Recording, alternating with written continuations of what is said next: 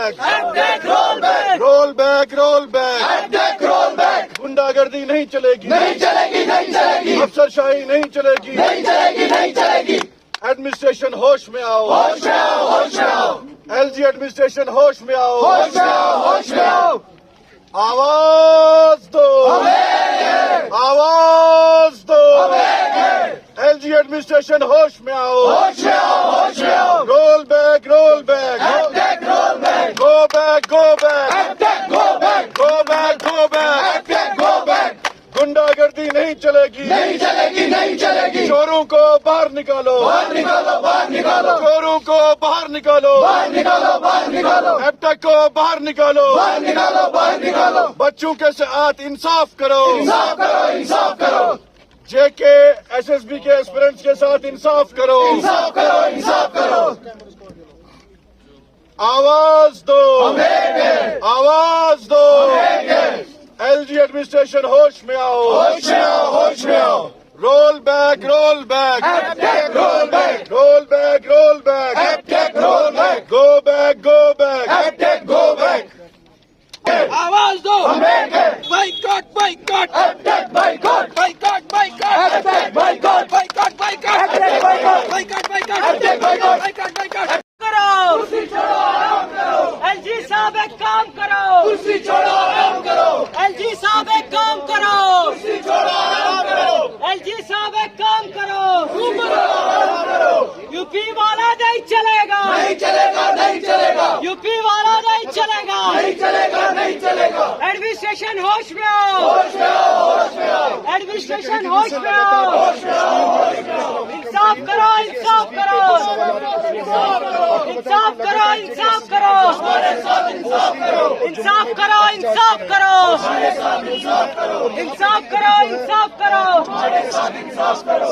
Administration होश में आओ, होश में आओ, होश में आओ। एडमिनिस्ट्रेशन होश में आओ, होश में आओ, होश में आओ।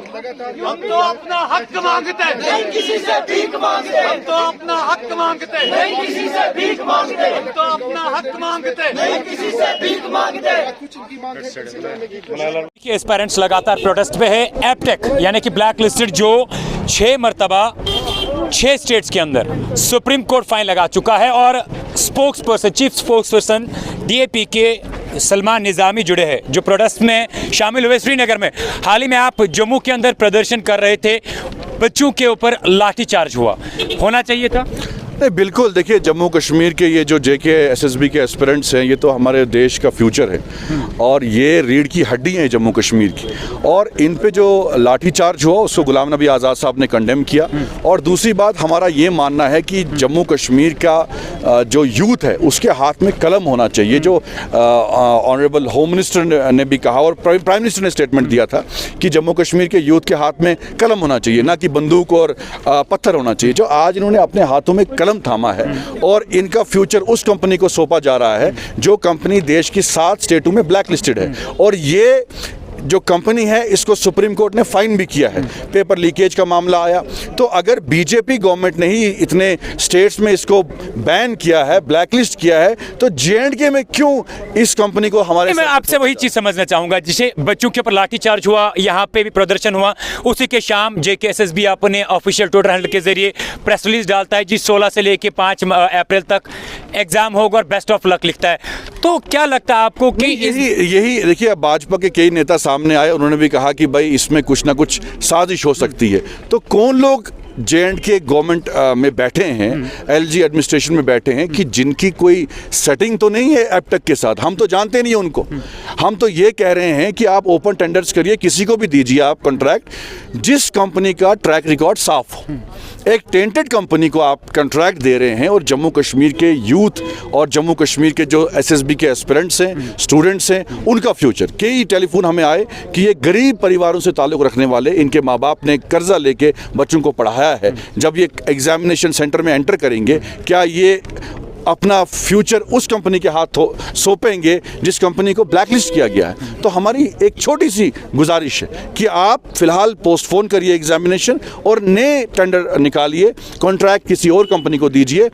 अगर ट्रैक रिकॉर्ड किसी कंपनी का सही निकलता है उसको कॉन्ट्रैक्ट दीजिए। क्यों डेलीगेशन ऑनरेबल लेफ्टिनेंट गवर्नर से नहीं मिल पाती है गुलाम नबी आज़ाद की? क्या ये मान के चले कि अब नहीं चल रही है वहाँ पे? देखिए, हम सड़कों पे लड़ रहे हैं, हमारी आवाज़ में इतनी ताकत है कि हम अंदर कमरे में बैठ के या ऑल पार्टी मीटिंग में बैठ के मुद्दे नहीं उठाते। हमने लैंड इविक्शन का मुद्दा सड़कों पे लड़ा। मुझे लगता है हमारी पार्टी जो है वो जम्मू में जब सड़क पे उतरी, मैंने कहा स्टेटमेंट में कि हम कबाब खाने ऑल पार्टी मीटिंग में नहीं जाएंगे। अगर आपने बातचीत करनी है, हमारे जम्मू कश्मीर के नौजवान जो है सड़क पे हैं जम्मू में, आइए। आधे घंटे में फारूक साहब भी आगे, आधे घंटे के बाद महबूबा मुफ्ती भी आई। लड़ाई लड़नी है, सड़कों पे उतरना है। ये घर में बेडरूम पॉलिटिक्स हम नहीं करते। इसलिए जम्मू कश्मीर के नौजवानों का फ्यूचर जो है बहुत खतरे में है।